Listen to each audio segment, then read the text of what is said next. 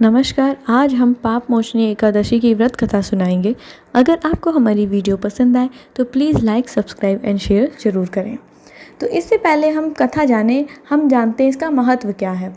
तो पाप मोचनी एकादशी का महत्व यह है कि शास्त्रों में बताया गया है कि पाप मोचनी एकादशी व्रत को करने से ग्रहों का अशुभ प्रभाव दूर किया जा सकता है। इसके साथ ही चंद्रमा भी जातक को शुभ फल प्रदान करता है। मान्यता है कि भगवान विष्णु को एकादशी का दिन प्रिय है। ऐसे में इस दिन भगवान विष्णु की विधि विधान से पूजा करनी चाहिए। कहते हैं कि इस व्रत को रखने वालों को संसार के सभी सुख प्राप्त होते हैं।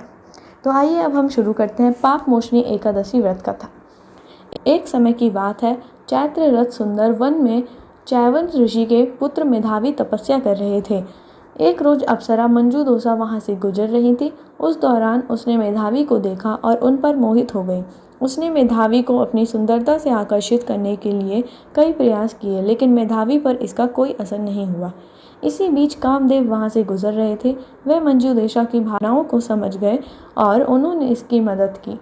इसके लिए फलस्वरूप मेधावी मंजू दोसा के प्रति आकर्षित हो गए।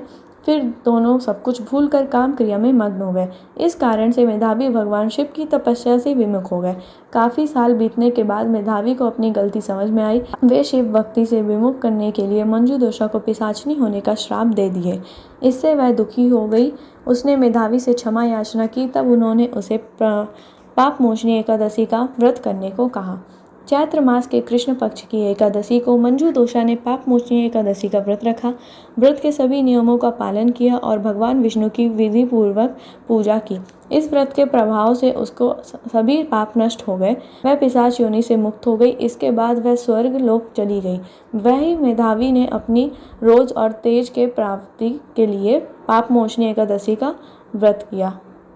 वहीं मेधावी ने अपनी ओज और तेज की प्राप्ति के लिए पाप मोचनी एकादशी का व्रत किया। इस व्रत के प्रभाव से मेधावी भी पाप मुक्त हो गए और अपने तेज दोबारा प्राप्त कर लिए। धन्यवाद। तो इस प्रकार यह कथा समाप्त होती है।